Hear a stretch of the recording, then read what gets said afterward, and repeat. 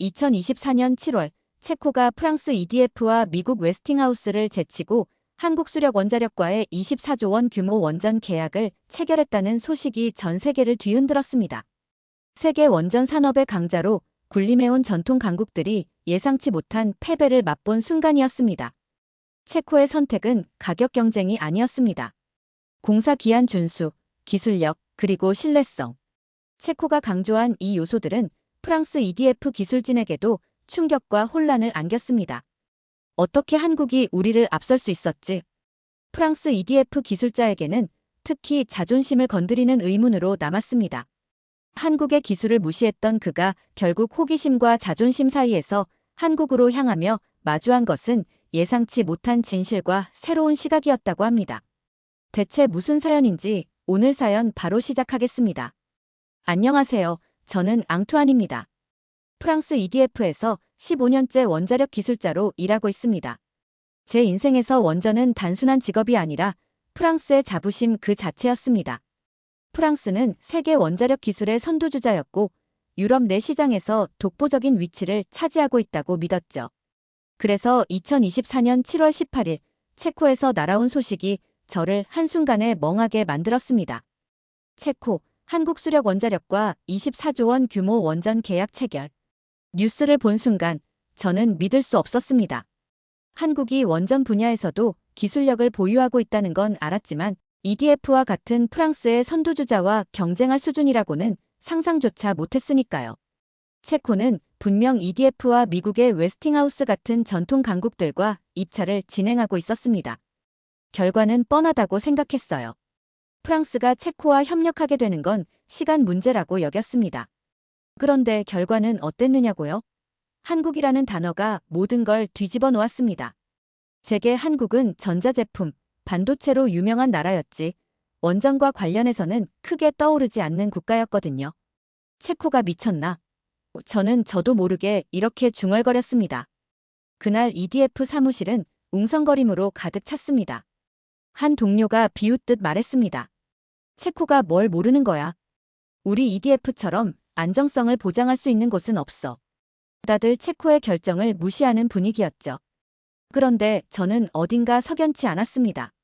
원전 같은 대규모 프로젝트에서 가격 때문에 결정을 내릴 나라가 체코는 아니었으니까요. 저는 체코 정부의 발표 자료를 찾아 읽어봤습니다.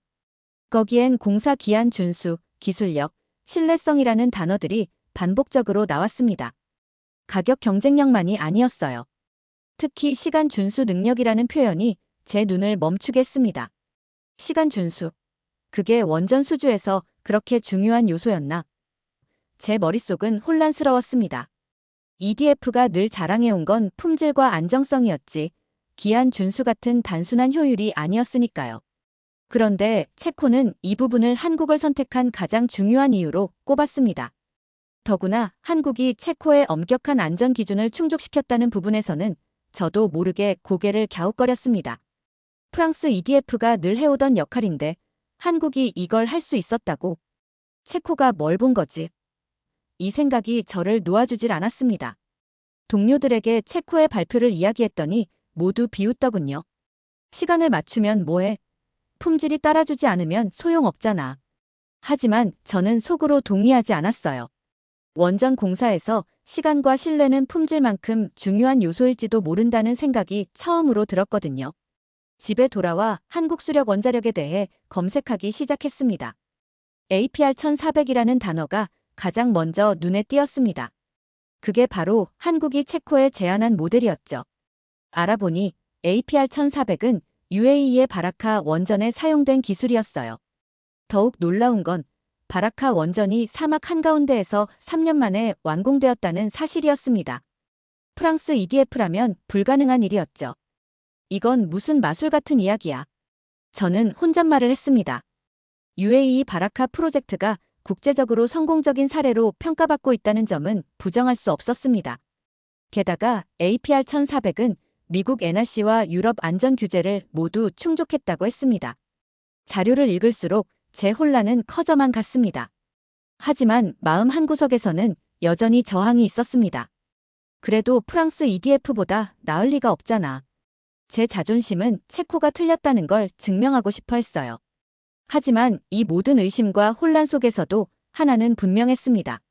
체코의 결정을 이해하지 못한다면 프랑스 EDF도 미래를 놓치게 될지 모른다. 얼마 지나지 않아 이메일로 한국수력원자력에서 주최하는 세미나 초청장이 도착했습니다. 몇 날 며칠을 고민했습니다. 한국? 직접 가볼 필요가 있을까? 체코가 한국을 선택한 이유를 파악하기 위해 자료를 조사했지만 문서와 기사만으로는 뭔가 부족하다는 느낌이 들었습니다. 결국 한국을 직접 방문해 그들의 기술과 시스템을 확인해 보기로 했습니다. 한국으로 가는 비행기에서 창밖을 바라보며 한숨을 내쉬었습니다. 내가 여기까지 와야 했을까? 라는 의문이 계속 머리를 떠돌았어요. 체코의 결정을 완전히 이해하고자 하는 호기심이 저를 이곳으로 이끌었지만 한편으로는 프랑스 EDF의 자존심을 버리고 있다는 느낌도 들었습니다. 프랑스 원자력 강국의 기술자가 한국의 원전 기술을 배우러 온다는 건 저 자신에게도 쉽지 않은 일이었거든요. 인천공항에 도착한 순간 저는 처음으로 한국이라는 나라의 분위기에 압도당했습니다.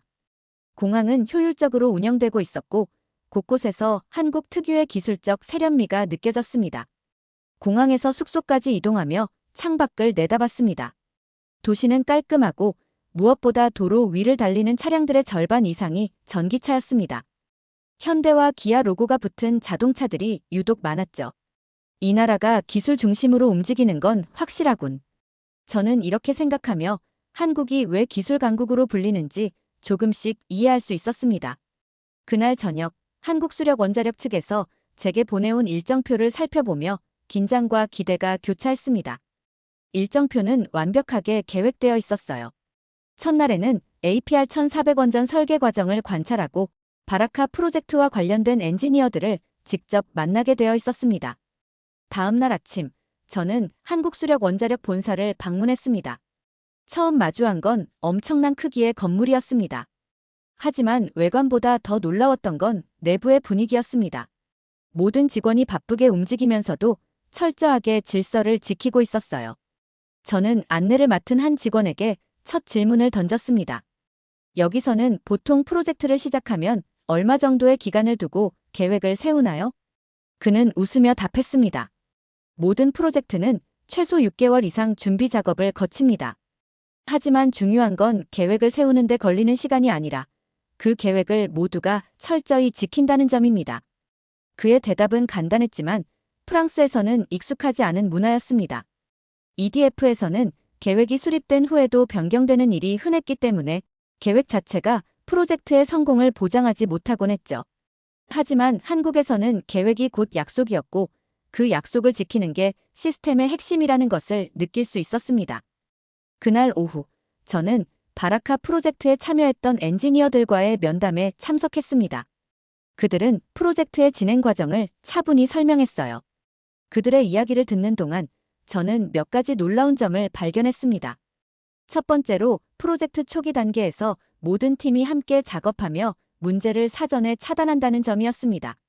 설계, 시공, 안전팀이 각각 따로 움직이는 게 아니라 처음부터 끝까지 같은 목표를 공유하며 일한다는 사실이 인상적이었어요.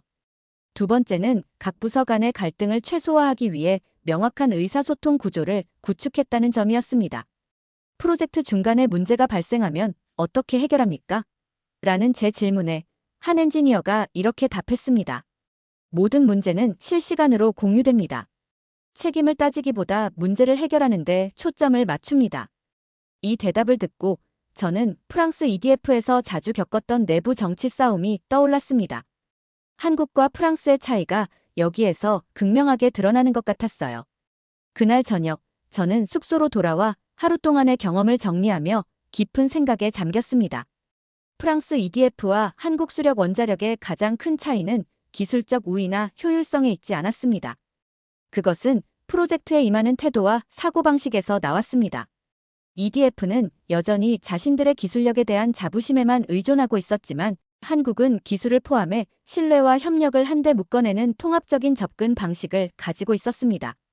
다음 날 아침, 저는 한국수력원자력에서 준비한 차량을 타고 경남에 위치한 한 원전 건설 현장으로 향했습니다. 세미나와 본사 방문을 통해 한국의 체계적인 시스템과 효율성에 대해 들었지만 말로 들은 것과 실제 현장은 다를 수 있다고 생각했죠. 현장에 도착하자 저는 입구에서부터 한국 원전 건설 현장의 규모에 압도당했습니다. 철저하게 정리된 장비와 체계적인 이동 동선, 그리고 작업복을 입고 바쁘게 움직이는 수백 명의 기술자들. 모든 것이 질서정연했고 동시에 에너지가 넘쳤습니다. 현장을 안내한 엔지니어는 저를 주요 시공 구역으로 데려가며 하나씩 설명해줬습니다. 우리는 모든 공정이 실시간으로 모니터링되고 있습니다. 작업 중 발생하는 데이터는 즉시 중앙 시스템으로 전송되어 분석되며 필요하면 바로 조정이 이루어집니다. 저는 그의 설명을 들으며 감탄했지만 한편으로는 의구심도 생겼습니다. 정말 이렇게 효율적으로 관리되는 시스템이 현장에서도 제대로 작동할까? 그때 한 팀장이 무전기로 긴급히 지시를 내리는 모습이 보였습니다. 9번 구역에서 예상보다 더 깊은 기반함이 발견됐습니다. 즉시 설계팀과 연결해 대체 방안을 논의하세요. 문제를 발견한 지 채 몇 분도 되지 않아 현장의 작업이 조정되었습니다. 팀장에게 다가가 물었습니다. 이런 일이 생기면 보통 얼마나 걸립니까? 그는 주저없이 답했습니다. 기본 대안은 이미 준비되어 있습니다. 이런 상황에서 2~3시간 안에 수정 작업이 가능합니다. 중요한 건 현장의 모든 팀이 실시간으로 소통하고 있다는 점입니다. 이 장면은 저에게 깊은 인상을 남겼습니다.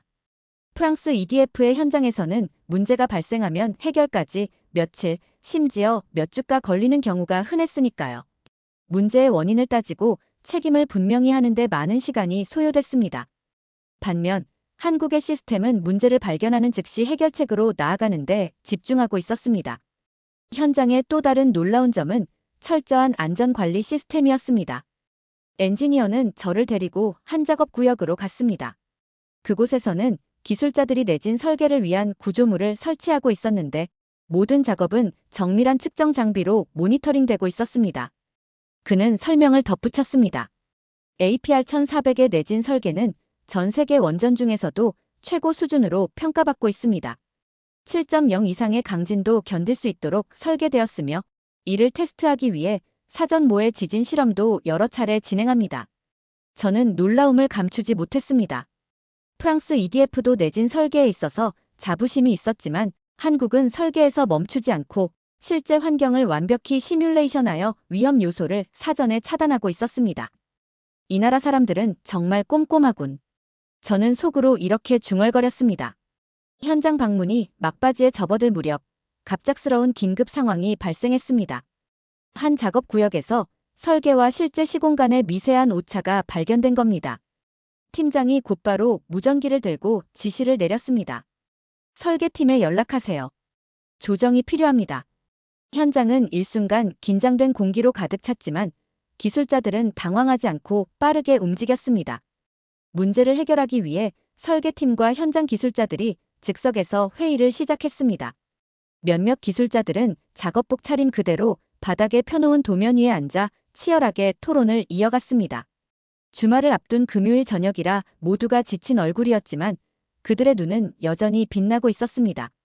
저는 그 모습을 바라보며 문득 프랑스의 건설 현장을 떠올렸습니다. 이런 상황에서 프랑스에서는 보통 일이 다음 주로 미뤄지고 담당 부서 간의 책임 공방이 이어졌겠죠.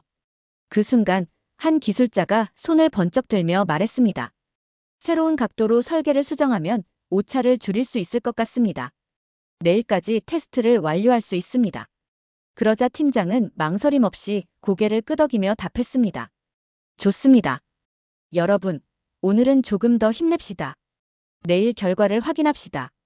회의가 끝나자 몇몇 기술자들이 곧바로 도면 수정 작업을 시작했고 나머지는 현장을 정리하며 다음 작업을 준비했습니다.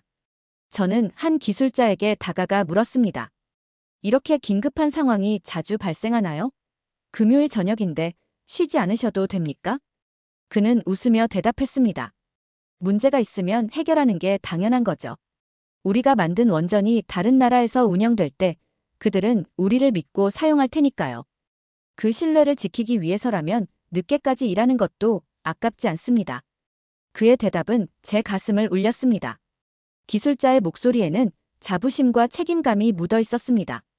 저는 한국 기술자들이 문제를 해결하는 데 그치지 않고 자신의 작업이 가지는 의미를 깊이 이해하고 있다는 것을 느꼈습니다. 프랑스에서는 이런 태도를 보기 어려웠습니다. 우리는 보통 시간이 지나면 해결된다는 사고방식에 익숙했거든요. 하지만 한국에서는 시간을 기다리는 게 아니라 문제를 해결해 시간을 맞추는 것이 기본 원칙처럼 보였습니다. 그날 밤 숙소로 돌아온 저는 한 가지 깨달음을 얻었습니다.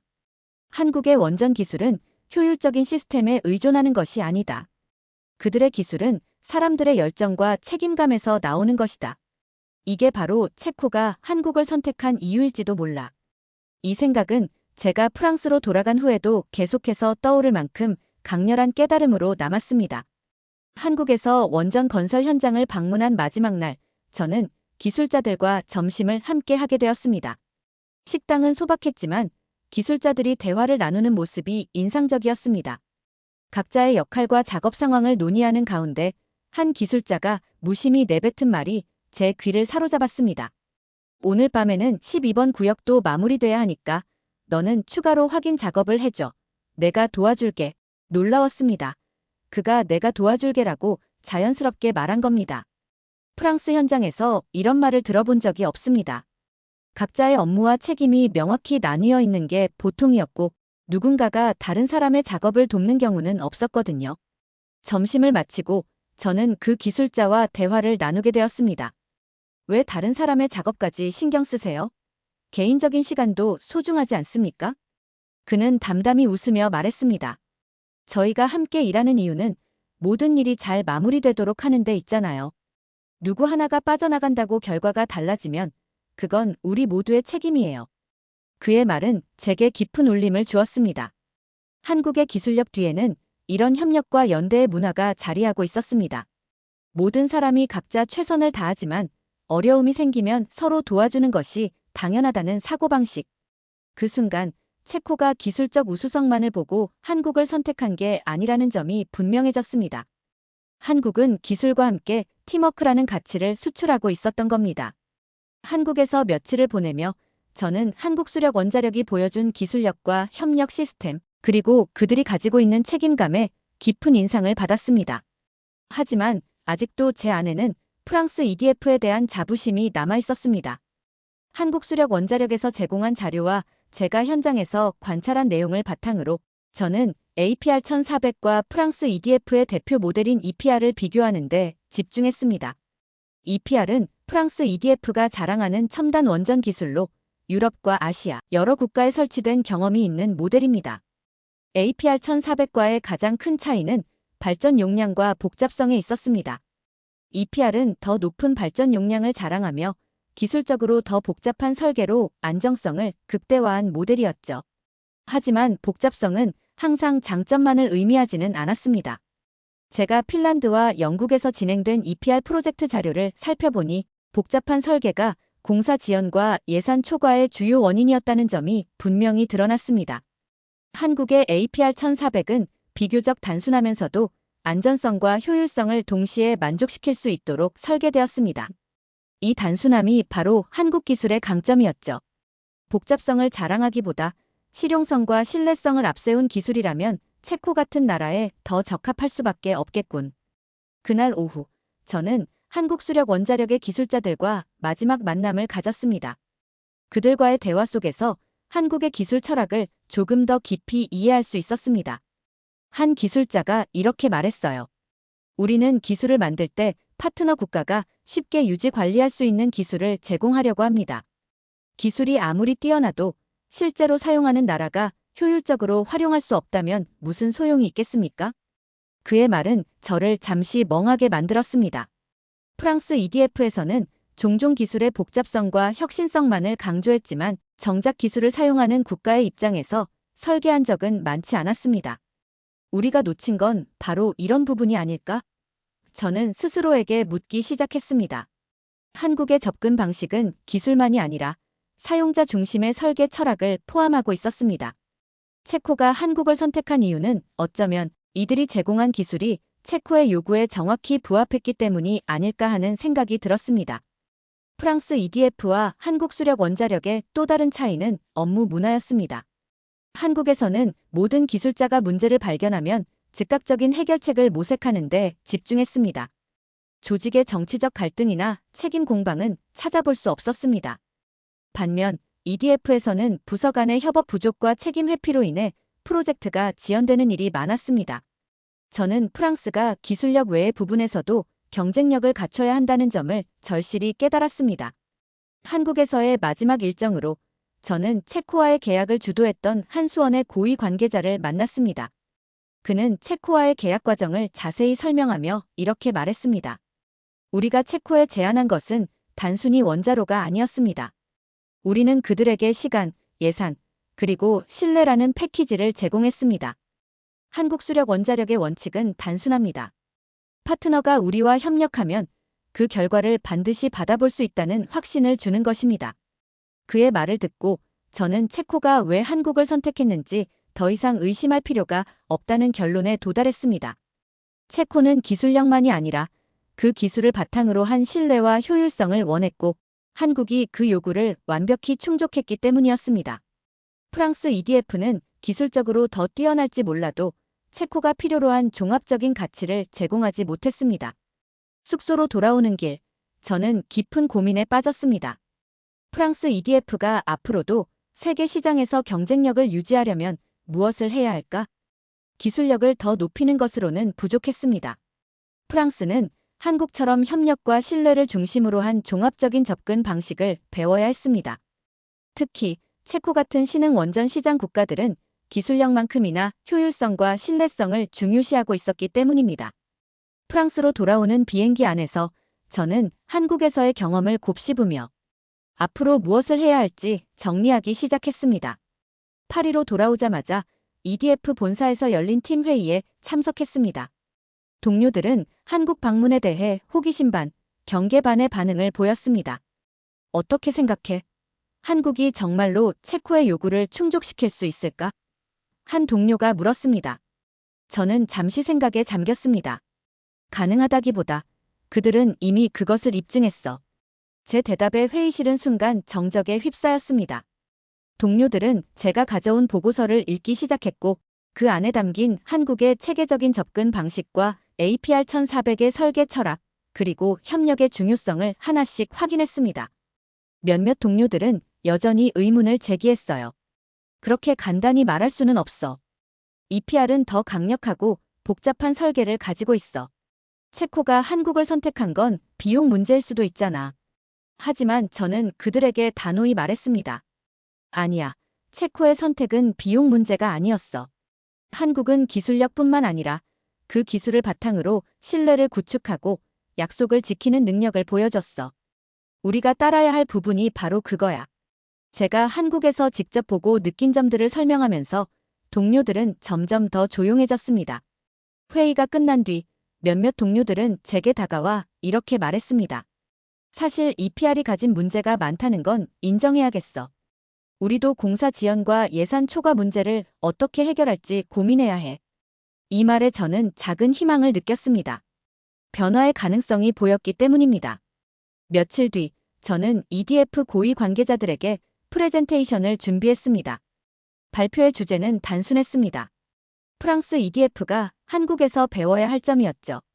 저는 체코의 결정을 분석하면서 한국이 가진 강점과 EDF가 개선해야 할 점을 분명히 정리했습니다. 프레젠테이션이 끝난 후 고위 관계자들 중 몇몇은 제 의견에 공감하는 듯 보였지만 일부는 여전히 회의적인 태도를 보였습니다. 프랑스 EDF는 기술력이 강점이야. 우리 방식이 틀렸다는 뜻은 아니겠지? 라는 반응이었죠.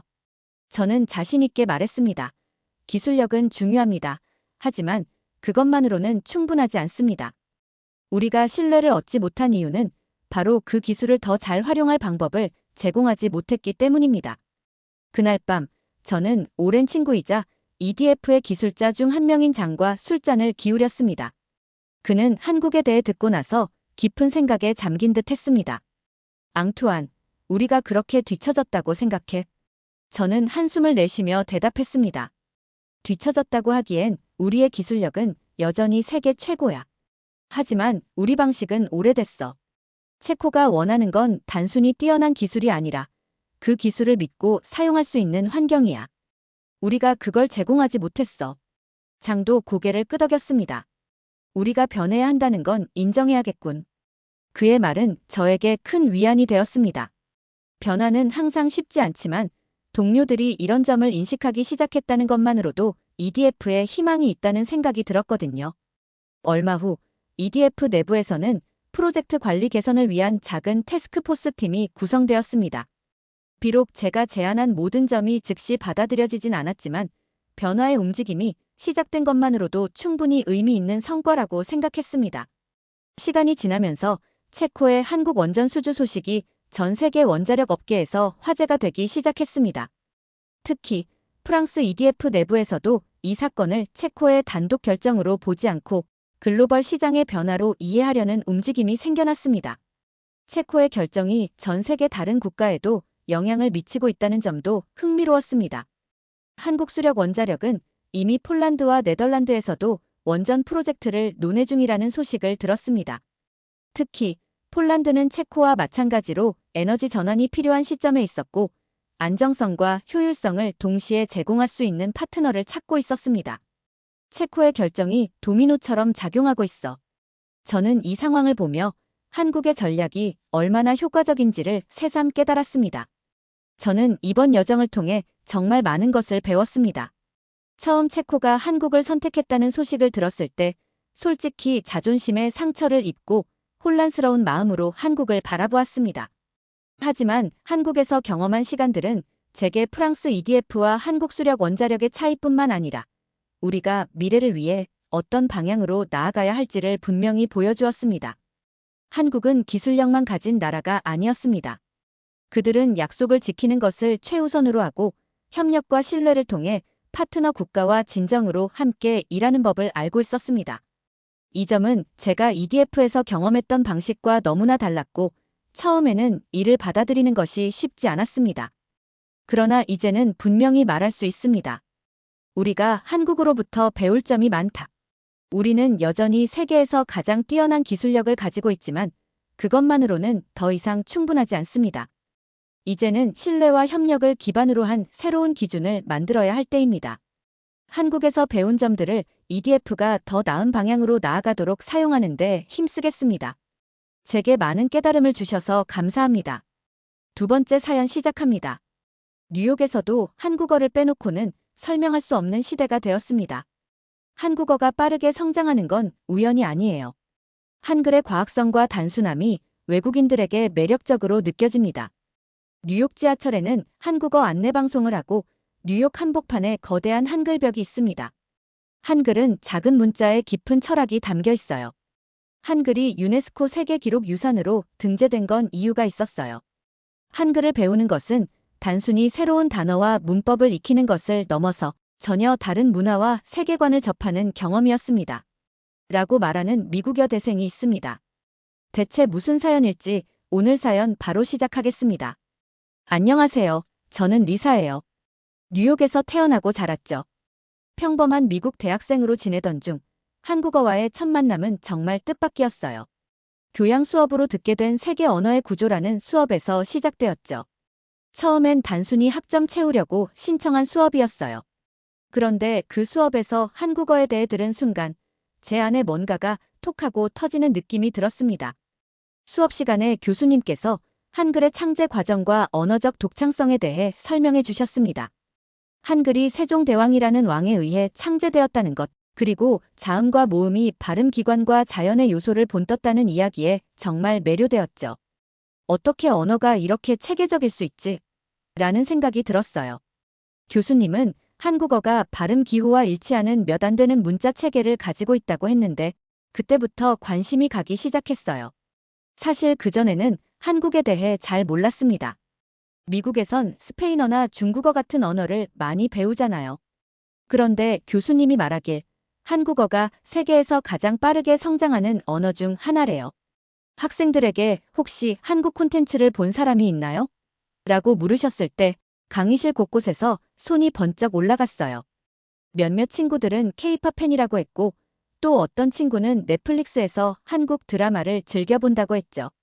저는 그 순간 조금 놀랐어요. 한국이 이렇게 인기 있다고 라는 생각이 들었죠. 수업이 끝나고 집으로 돌아가면서 계속 생각이 났어요. 한국어가 그렇게 매력적이라면 한번 배워볼 만하지 않을까 싶었죠. 그날 밤 인터넷에서 한글 배우기 검색을 해봤어요. 24개의 자음과 모음만으로 이루어진다길래 쉬울 거라 생각했어요. 단순히 흥미로 시작한 공부였지만 막상 한글을 접하니 더 빠져들기 시작했습니다. 책을 펴고 하나하나 따라 써보니 정말 신기했어요. 자음과 모음이 조합되어 새로운 소리가 만들어지는 과정이 마치 퍼즐을 맞추는 것 같았거든요. 몇 번 연습하니 안녕하세요 같은 기본 인사말을 금방 익혔어요. 발음이 처음엔 서툴렀지만 계속 말하다 보니 조금씩 자연스러워지더라고요. 처음 한글을 배울 땐 조금 헷갈렸어요. 하지만 배우는 과정이 전혀 지루하지 않았죠. 단순히 언어를 넘어 문화까지 배우는 느낌이 들었거든요. 한국어 자음이 발음 기관을 본떠 만들었다는 걸 알고 나서는 입모양과 소리를 신경 쓰면서 발음 연습을 했어요. 그러다 보니 마치 제가 한글로 소리를 만들어내는 듯한 기분이 들었어요. 그렇게 몇 주 동안 꾸준히 연습했습니다. 하루는 유튜브에서 우연히 한글 캘리그래피 영상을 보게 되었어요. 한글이 단순한 문자가 아니라 예술로도 활용될 수 있다는 사실이 놀라웠죠. 한글이 이렇게 아름다울 줄이야 싶었어요. 캘리그래피로 멋지게 적힌 사랑이라는 단어를 보니 저도 한번 써보고 싶더라고요.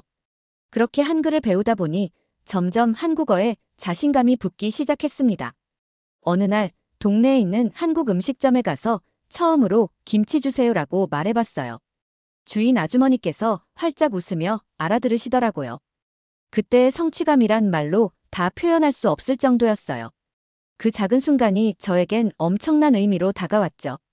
이렇게 한국어를 배우는 동안 한국이라는 나라에 대한 호기심도 점점 커졌습니다. 교수님께서 말하셨던 한국어의 경제적 가치에 대한 이야기도 계속 마음에 남아 있었어요. 한국어가 단순한 트렌드가 아니라 미래의 가능성을 열어줄 언어일지도 모른다는 생각이 들었죠. 사실 제가 외국어를 배우는 걸 그리 잘하는 편은 아니에요. 예전에 스페인어를 배우다 포기한 적도 있거든요. 그런데 한국어는 달랐습니다. 배우면 배울수록 재미가 생겼고 배운 걸 실제로 사용해보는 것도 즐거웠어요. 한국어를 배우기 시작한 지 한 달쯤 되었을 때였어요. 인터넷을 보다가 뉴욕에 있는 한국문화원에서 한글날 행사를 연다는 소식을 발견했어요. 가볼까? 싶었죠. 그동안 배운 한국어를 어디선가 써먹고 싶었거든요. 하지만 막상 낯선 행사에 혼자 가려니 조금 망설여졌어요. 그래도 호기심이 이겼죠. 내가 여기서 뭐라도 배워보자 하는 마음으로 용기를 내 행사장에 갔습니다. 행사장에 도착했을 때 저는 깜짝 놀랐어요. 생각보다 많은 사람들이 모여 있었고 그 중에는 외국인들도 정말 많았거든요. 한국 문화에 이렇게 관심이 많은 사람들이 많다는 사실이 조금 신기했습니다. 입구에 들어서자마자 여러 부스가 보였어요. 한글 캘리그래피, 한국 전통놀이 체험, 그리고 한식 코너까지 준비되어 있더라고요. 저는 캘리그래피 부스에 자연스럽게 발길이 갔어요. 사랑이라는 단어를 쓰는 법을 알려주고 있었죠. 마침 그 단어는 제가 연습해본 단어였기 때문에 자신 있게 붓을 들었어요. 처음 붓을 쥐는 손이 조금 떨렸지만 천천히 집중하며 한 글자씩 써 내려갔어요. 완성된 사랑이라는 단어를 보며 괜히 뿌듯했습니다. 지나가던 사람이 제 글씨를 보고 "오, 한국어 잘하네요" 라고 칭찬해 주었을 때 얼굴이 화끈했어요.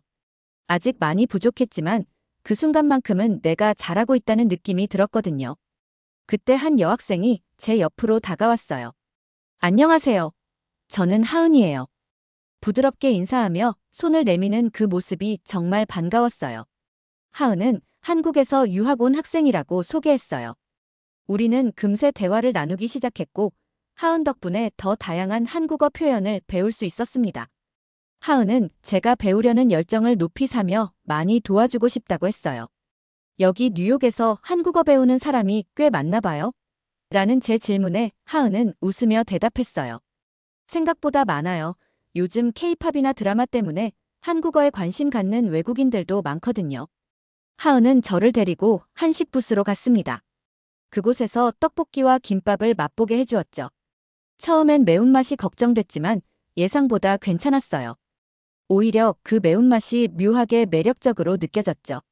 하은과 함께 한국 문화를 체험하는 동안 한국이라는 나라가 더욱 친근하게 다가왔어요. 저는 하은에게 그동안 한국어를 배우며 느꼈던 감정을 솔직히 털어놓았어요. 처음엔 그저 재미로 시작했는데 지금은 정말 한국어가 좋아요. 하은은 제 이야기를 들으며 고개를 끄덕였죠. 한국어가 이렇게 매력적일 줄 몰랐어요. 언젠가 한국에도 꼭 가보고 싶어요. 라고 말하자 하은은 환하게 웃으며 대답했어요. 언제든 한국에 오면 제가 가이드 해줄게요. 그날 우리는 서로 연락처를 교환하며 계속 연락하기로 했습니다. 하은과의 만남은 저에게 또 다른 동기부여가 되었어요. 이제는 혼자가 아니라 함께 배울 친구가 생긴 느낌이었거든요. 하은은 저에게 한국어에 대한 조언도 많이 해주고 어떤 드라마를 보면 좋을지도 추천해 주었어요. 행사를 마치고 집으로 돌아오는 길, 저는 설레는 마음을 감출 수 없었습니다. 나 정말 한국어 잘하고 싶다라는 마음이 강하게 들었죠. 하은과 함께 한국어 공부를 하면 더 재미있을 것 같았어요. 그리고 이 경험이 앞으로 저를 어디로 데려다 줄지 궁금했어요. 그날 밤, 저는 하은이 추천해준 한국 드라마를 틀어놓고 공부를 시작했습니다. 자막을 보며 천천히 대사를 따라 읽으니 조금씩 발음이 자연스러워지는 걸 느꼈어요. 드라마 속 주인공처럼 한국어를 자연스럽게 구사하는 날을 꿈꾸며 오늘도 한 걸음씩 나아가기로 다짐했죠. 시간이 지나면서 한국어에 대한 흥미는 점점 커졌어요. 드라마와 영화 속에서 들리는 말들이 조금씩 귀에 들어오기 시작했죠. 하은이 가끔씩 전화로 한국어로 된 단어나 표현을 퀴즈처럼 물어보는 것도 재미있었어요. 마치 작은 도전을 하나씩 깨나가는 느낌이 들었거든요. 그러던 어느 날, 저는 평소에 자주 가던 동네 카페에서 여느 때처럼 커피를 주문하려고 기다리고 있었어요. 그런데 앞에 있던 한국인 손님이 바리스타와 소통에 어려움을 겪고 있는 걸 발견했죠. 바리스타는 주문을 잘못 이해한 듯했고 손님은 답답한 표정으로 뭐라고 더듬거리며 설명하고 있었어요. 그 순간 문득 제가 도와줄 수 있을 것 같다는 생각이 들었습니다. 제가 도와드릴까요? 라고 조심스럽게 한국어로 말을 걸었죠. 한국어로 첫 문장을 말할 때의 그 짜릿한 긴장감이 온몸을 감쌌어요. 그 손님은 놀란 표정으로 저를 바라보더니 환하게 웃으며 대답했어요. 네. 도와주시면 정말 감사해요. 그 말을 듣자마자 왠지 모를 자신감이 솟아올랐어요. 저는 손님의 주문을 바리스타에게 영어로 전달했습니다. 다행히 문제없이 소통이 되었고 손님은 감사의 의미로 저에게 커피 한 잔을 사주겠다고 했어요. 저는 괜찮다고 몇 번이나 거절했지만 그 손님은 고마움의 표현이라며 커피를 꼭 받아달라고 하더군요. 우리는 자연스럽게 자리에 앉아 이야기를 나누게 되었죠. 알고 보니 그 손님은 서울에서 뉴욕으로 출장 온 회사원 민수 씨였어요. 그는 한국어로 제게 이렇게 물었어요. 미국인인데 어떻게 이렇게 한국어를 잘하세요? 저는 그 말에 얼굴이 붉어졌어요. 아직 많이 부족해요. 배운 지 얼마 안 됐거든요. 라고 겸손하게 대답했죠. 민수 씨는 한국어를 배우려는 제 열정을 높이 평가하며 응원의 말을 건네주었어요. 우리는 커피를 마시며 한국과 미국의 문화 차이에 대해 이야기를 나누었습니다. 저는 한국어를 배우면서 느낀 한국 문화의 매력을 솔직하게 말했어요. 한국어는 단순한 언어가 아니라 사람과 사람을 더 가깝게 이어주는 무언가가 있는 것 같아요. 민수 씨는 고개를 끄덕이며 동의했어요. 맞아요. 한국에서는 정이라고 부르죠. 사람 사이의 따뜻한 마음 같은 거예요. 그 말이 참 인상 깊었어요. 언어를 배우는 건 단지 단어나 문법을 외우는 것 이상의 의미가 있다는 걸 깨달았거든요. 민수 씨는 대화 말미에 명함을 건네며 이렇게 말했습니다. 혹시 나중에 한국에 오면 꼭 연락 주세요. 제가 서울의 맛집들을 다 안내해 드릴게요. 저는 명함을 받아들고 미소 지으며 대답했죠. 감사합니다. 꼭 연락드릴게요. 그날의 만남은 제게 큰 자신감을 심어주었어요. 누군가에게 도움이 될 수 있다는 경험은 정말 값진 것이었죠. 저는 한국어를 배운 것이 단순한 취미를 넘어 사람들과 새로운 관계를 형성하는 데 중요한 역할을 할 수 있음을 깨달았어요.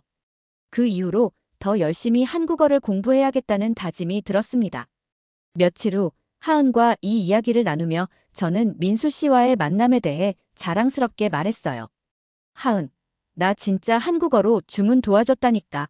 민수 씨가 서울 오면 연락하래. 하은은 크게 웃으며 제게 이렇게 말했어요. 너 진짜 대단하다. 이제 한국 여행 갈 준비가 다 된 거네. 그 말에 저는 혼자서 서울의 거리를 걷고 한글 간판을 읽으며 맛집을 찾아다니는 상상을 했어요. 한국어를 배우기 전에는 상상도 하지 못했던 일들이 이제는 저의 목표가 되어가고 있었죠. 하은은 저를 보며 다정하게 말했어요. 언젠가 한국에 오면 꼭 같이 떡볶이 먹으러 가자. 그날 밤, 저는 한국 드라마의 자막 없이 몇 장면을 다시 보며 복습했습니다. 이전보다 훨씬 더 많은 대사가 들리는 걸 깨닫고는 스스로 뿌듯했죠. 조금씩 나아가고 있어 라고 스스로를 격려하며 오늘 배운 단어들을 공책에 꼼꼼히 적었어요. 한국어로 다가온 작은 기회들이 제 일상을 조금씩 변화시키고 있었죠. 민수 씨와의 만남 이후로 한국어를 배우는데 더 열정이 생겼어요. 한국어 교재를 펼칠 때마다 민수 씨가 말했던 정이라는 단어가 머릿속에 맴돌았죠. 언젠가 한국을 직접 방문해 그 정을 느껴보고 싶다는 마음이 점점 커졌어요. 그러던 어느 날 하은이 저를 반갑게 불렀어요. 리사, 이번 주말에 뉴욕에 한국 음식 축제가 열리는데 같이 가자. 그 말에 저도 모르게 눈이 반짝였어요. 평소 한국 음식에 대해 궁금했던 터라 이 기회를 놓치고 싶지 않았죠. 당연히 가야지. 떡볶이랑 김밥은 꼭 먹어보고 싶어. 주말이 되자 우리는 활기찬 축제장으로 향했어요. 축제장은 한국의 전통 음악과 음식 냄새로 가득했고 다양한 음식 부스들이 줄지어 있었습니다. 사람들이 북적이는 가운데 저는 떡볶이를 파는 부스로 성큼성큼 다가갔죠. 떡볶이 하나 주세요. 저는 자신 있게 주문했어요. 한국어로 직접 주문한 떡볶이를 손에 들었을 때의 그 뿌듯함은 말로 다 표현할 수 없었습니다. 생각보다 맵진 않네. 맛있어 제가 감탄하며 말하자 하은은 웃으며 김밥 한 줄을 건넸어요. 떡볶이 국물에 찍어 먹어봐 진짜 맛있어. 저는 그의 말대로 김밥을 국물에 찍어 먹었어요. 그 순간 또 다른 맛의 신세계가 열렸죠. 우리는 축제장을 누비며 다양한 한국 음식을 맛봤어요. 불고기, 전, 비빔밥까지. 하나같이 모든 음식이 너무 맛있어서 배가 불러도 손을 멈출 수가 없었습니다. 사람들 사이에서 활짝 웃는 제 모습을 보며 하은이 농담처럼 말했어요. 리사, 너 지금 완전히 한국 사람 다 됐다. 음식을 먹으면서 자연스럽게 옆 테이블의 한국인들과 이야기를 나누게 되었어요. 그들은 저의 한국어 실력을 칭찬하며 어떻게 한국어를 배우게 되었는지 물어봤죠. 저는 민수 씨와의 만남과 한국어에 대한 흥미를 솔직하게 이야기했어요. 그러자 그들은 미소 지으며 이렇게 말했습니다. 한국에 오면 우리 꼭 다시 만나요. 한국의 진짜 맛을 보여줄게요. 그 말이 왠지 모르게 따뜻하게 느껴졌어요. 마치 이미 오래된 친구가 된 것처럼 편안했죠. 그날 저녁, 저는 하은과 함께 한국 전통차를 마시며 축제의 여운을 즐겼어요. 하은, 이래서 사람들이 한국 음식을 좋아하는 거구나. 음식에도 사람을 연결하는 힘이 있는 것 같아. 하은은 고개를 끄덕이며 대답했어요. 맞아, 한국에선 음식을 함께 나누는 게 사람 사이의 정을 표현하는 방법이야. 너도 오늘 그 정을 조금 느꼈을 거야. 그 후로 저는 한국 문화에 더 빠져들었어요. 하은과 함께 자주 한국 식당과 카페를 찾아다니며 새로운 음식을 맛보고 작은 한글 간판을 읽으며 즐거워했죠. 한글이 이렇게 흥미로운 문자일 줄은 몰랐어요. 어느 날 문득 지하철에서 흘러나오는 한국어 안내방송이 들리던 날이 떠올랐습니다. 그때의 충격은 아직도 생생해요. 그날 하은과 저는 평소처럼 뉴욕의 지하철을 타고 있었어요. 그런데 갑자기 한국어로 된 안내방송이 들리기 시작했죠. 저는 순간 귀를 의심했어요. 여기가 한국이었나? 하는 착각마저 들었습니다. 한국어가 들리자마자 저는 하은을 흥분한 목소리로 불렀어요. 하은, 지금 한국어 방송 들었어? 나만 들은 거 아니지? 하은도 깜짝 놀라며 저를 쳐다봤어요. 맞아, 나도 들었어. 한국어가 뉴욕 지하철에서 나오다니 말도 안 돼. 사람들도 저희처럼 당황한 듯 주변을 두리번거렸어요. 낯선 언어지만 어딘지 모르게 매력적인 그 발음에 사람들이 귀를 기울이는 모습이 보였죠. 어떤 승객들은 호기심 가득한 얼굴로 서로 속닥이며 이야기를 나누고 있었어요.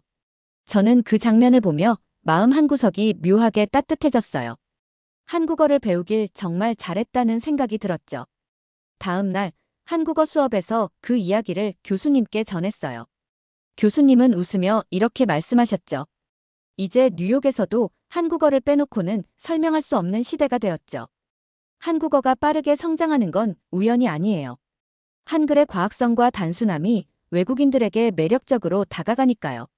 교수님은 한글의 창제 원리에 대해서도 다시 한번 설명해 주셨어요. 세종대왕께서 백성을 위해 만든 훈민정음이 얼마나 혁신적이었는지, 자음과 모음이 발음 기관과 자연의 원리를 본떴다는 사실을 알고 나면 더 놀라울 거예요. 이 말을 들을 때마다 한국이라는 나라가 트렌디한 문화를 넘어서 얼마나 깊이 있는 유산을 가지고 있는지 새삼 깨닫게 되었습니다. 수업이 끝나고 저는 도서관에 가서 한글과 관련된 책을 찾아 읽기 시작했어요. 한글이 어떻게 창제되었고 유네스코 세계기록유산으로 등재된 이유가 무엇인지 알게 되었죠. 이 작은 문자에 이렇게 깊은 철학이 담겨 있다니 정말 대단하다고 생각했습니다. 그날 밤 뉴욕 거리를 걸으면서 한글과 한국어의 매력을 곱씹었어요. 뉴욕에선 다양한 문화가 섞여 있지만 한국 문화는 유행을 넘어서 사람들의 마음을 사로잡는 무언가가 있었어요. 며칠 뒤 하은과 저는 우연히 뉴욕의 한 거리에 설치된 한글 벽을 보게 되었어요. 거대한 벽에는 세계 각국의 사람들이 한글로 작성한 인생 문구들이 가득 적혀 있었죠. 벽 앞에서 수많은 사람들이 한글을 읽으며 감탄하는 모습이 인상적이었습니다. 어떤 사람들은 이게 다 한국어라고 라며 놀라워했어요. 저도 벽에 적힌 문구들을 하나씩 읽어 내려갔어요. 그중 다름은 아름다움이다라는 문구가 눈에 띄었죠. 그 문장을 읽는 순간 제 가슴 깊이 울림이 전해졌어요. 맞아. 내가 지금까지 한국어와 한국 문화를 배운 이유도 바로 이거였어. 서로의 다름을 이해하고 존중할 수 있는 힘. 그것이 한국 문화가 가진 진정한 매력이 아닐까요? 드디어 제가 꿈꾸던 한국 여행의 날이 찾아왔습니다. 오랜 기다림 끝에 저는 비행기에 몸을 싣고 서울로 향했어요. 한글을 배우고 한국 문화를 접하며 상상만 하던 그곳에 제가 직접 발을 디딘다는 사실이 믿기지 않았어요. 공항에 도착한 순간부터 한국 특유의 정갈함과 친절함이 저를 반겨주었죠. 처음 발걸음을 옮긴 곳은 인사동 거리였습니다. 한글 간판들이 빽빽하게 늘어선 거리를 걷다 보니 마치 꿈속을 거니는 기분이 들었어요. 제가 배운 한글을 직접 읽으며 가게 간판을 하나하나 해석해 나가는 재미도 쏠쏠했죠. 특히 전통 찻집에 들어갔을 때 다도를 차근차근 설명해 주시던 할머니의 다정한 눈빛에 마음이 따뜻해졌어요. 그날 저녁 저는 서촌의 한옥마을도 방문했어요. 좁고 구불구불한 골목을 지나면서 마치 시간을 거슬러 올라간 듯한 느낌이 들었어요. 거기서 만난 한 할머니께서 다정한 미소로 말하셨죠. 학생, 한국말 잘하네. 한국 음식은 먹어봤어? 네, 떡볶이랑 김밥 정말 좋아해요. 라고 대답했더니 할머니께서 갑자기 작은 떡을 꺼내어 제 손에 쥐어주셨어요. 이거 먹고 가. 멀리서 왔으니 잘 먹어야지. 그 순간 저는 이곳이 단순한 여행지가 아니라 마음을 나눌 수 있는 곳임을 깨달았어요. 작은 떡 한 조각이었지만 그 따스한 마음이 저를 감동시켰어요. 다음 날 저는 청계천을 따라 걸으며 서울의 도심과 자연이 어떻게 조화를 이루고 있는지 체험했어요. 뉴욕에서도 강을 많이 봤지만 이렇게 깨끗하고 정돈된 하천을 도심 한복판에서 만날 줄은 몰랐죠. 조용히 흐르는 물소리를 들으며 천천히 걸어가다 보니 마음이 차분해졌어요. 산책을 마치고 난 후 저는 광장시장을 찾아가기로 했어요. 이곳은 한국의 전통시장으로 유명한데 그곳에서 맛본 떡볶이와 김밥은 그야말로 천국의 맛이었습니다. 빨간 양념에 감싸진 떡볶이를 먹는 순간 매콤함과 달콤함이 입안 가득 퍼졌죠. 매운 음식을 잘 먹지 못하는 저였지만 그 매력에 푹 빠져 계속 먹고 말았어요.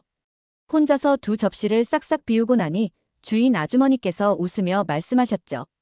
학생, 한국 음식 잘 먹네. 한 번 더 먹을래? 그 따뜻한 한마디가 제 하루를 특별하게 만들어 주었어요. 이곳에서 느낀 건 음식의 맛이 아니라 사람과 사람 사이의 정과 배려였습니다. 서울의 마지막 날, 저는 명동을 돌아다니며 쇼핑을 즐겼어요. 한국 브랜드 화장품과 옷을 잔뜩 구경하면서 즐거운 시간을 보냈죠. 하지만 가장 기억에 남는 순간은 버스 정류장에서 벌어졌어요. 버스를 타고 숙소로 이동하던 중 교통카드를 잃어버린 사실을 깨달았어요. 저는 당황해서 가방과 주머니를 뒤지기 시작했지만 카드는 보이지 않았죠. 그때 뒷자리의 아주머니께서 저를 보시고 말했어요. 학생, 내가 대신 찍어줄게 걱정 마. 저는 그분의 배려에 큰 감동을 받았습니다. 뉴욕에서는 낯선 사람에게 이런 도움을 받기 어려웠을 거예요. 아주머니의 다정한 눈빛과 따뜻한 말 한마디가 저를 울컥하게 만들었어요. 그 순간 한국에서의 이 모든 경험이 관광이 아니라 사람과 사람 사이의 관계를 새롭게 배우는 시간이라는 걸 깨달았죠. 한국에서의 여행은 마무리되었지만 이곳에서 느낀 감정들은 오래도록 제 마음에 남을 것 같아요. 저는 한국을 떠나기 전 홍대의 한 카페에서 다이어리를 꺼내 한국에서의 추억을 하나하나 적어 내려갔어요. 작은 간판을 해석하던 순간 광장시장에서 먹었던 떡볶이의 맛, 그리고 아주머니의 따뜻한 말 한마디까지요. 뉴욕에 돌아온 첫날, 공항에서 내리는 순간부터 모든 게 익숙하면서도 낯설게 느껴졌습니다. 한국에서의 시간을 짧았지만 저에게는 큰 변화를 준 것 같았죠. 이제는 지하철을 타고도 한국어로 안내방송이 나올 때마다 귀를 쫑긋 세우게 되었고, 거리에서 스쳐 지나가는 한국어를 듣기만 해도 반갑게 느껴졌어요. 한국에서 배운 따뜻함과 정이 뉴욕 생활에도 영향을 미치기 시작한 거죠. 이틀 전 지하철 안에서 작은 사건이 벌어졌어요. 한 중년 남성이 길을 물어보던 관광객에게 무뚝뚝하게 말했죠. 영무원 찾아가서 물어보세요. 그 광경을 본 저는 한국에서 겪었던 친절함이 떠올랐어요. 순간 저도 모르게 관광객에게 다가가 말했어요. 제가 도와드릴까요? 어디로 가시나요? 그들은 감사한 눈빛으로 저를 바라보며 길을 물었어요. 저는 차근차근 뉴욕의 지하철 노선을 설명해 주었죠. 그 순간 제 마음에 스며든 한국의 배려와 정이 자연스럽게 흘러나오는 것을 느꼈어요. 한국에서 배운 게 음식이나 언어만은 아니었어요. 사람과의 관계에서 진심을 전하는 법을 배우기도 했죠. 어느 날 친구가 힘들어 보이길래 저는 먼저 다가가 물었어요. 무슨 일 있어요? 괜찮아요? 그는 처음엔 당황한 듯 했지만 이내 마음을 열고 자신의 고민을 털어놓기 시작했어요. 제가 한국에서 배운 건 단순히 친절을 베푸는 게 아니라 상대방의 마음을 진심으로 이해하려는 태도였어요. 작은 대화에서 시작된 친구와의 소통은 점차 깊어졌고 저희는 더 가까운 친구가 되었습니다. 제가 한국어에 호기심을 가지게 된 그 순간부터 제 인생은 정말 많은 면에서 달라졌어요. 언어를 배우는 것이 새로운 단어와 문법을 익히는 것을 넘어서 전혀 다른 문화와 세계관을 접하는 경험이 되었죠. 언젠가 다시 한국을 방문하게 된다면 이번에는 더 깊이 있는 경험을 쌓고 싶어요. 관광을 넘어서 한국의 일상을 진정으로 체험하고 싶습니다. 현지 사람들과 더 많이 교류하고 그들의 삶과 문화를 깊이 이해하고 싶어요. 그리고 뉴욕과 한국을 잇는 다리가 되어 더 많은 사람들에게 한국의 아름다움을 전할 수 있기를 꿈꾸고 있습니다. 꼭 다시 만나요, 한국. 오늘 사연이 재미있으셨다면 구독과 좋아요, 알림 설정까지 부탁드립니다. 더 재미있는 사연으로 돌아오겠습니다. 이상 감동탐험이었습니다.